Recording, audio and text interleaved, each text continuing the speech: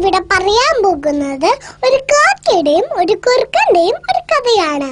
ഒരിക്കൽ ഒരു കാക്ക ഉറപ്പ കഷ്ണം പിടിച്ച് ഒരു മരച്ചില്ലയിൽ ഇരിക്കുകയായിരുന്നു. അതുവഴി ഒരു കുറുക്കൻ വന്നു.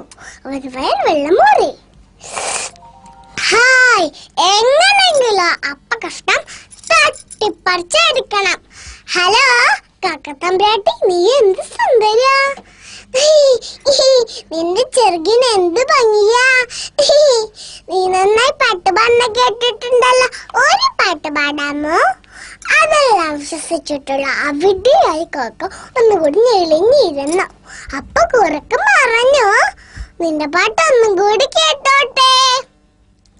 കാക്ക പാടാനായി വായി തുറന്നു. അപ്പൊ കഷ്ണം താഴെ വീണു. ഓടിച്ചെന്ന കുറുക്കൻ ആ അപ്പക്കഷ്ടവും എടുത്തോണ്ട് ഒരു മൂളിപ്പാട്ട് പാടി അവിടെ സ്ഥലം വിട്ടു. കാക്കയ്ക്കാണെങ്കിലും സങ്കടം വന്നു.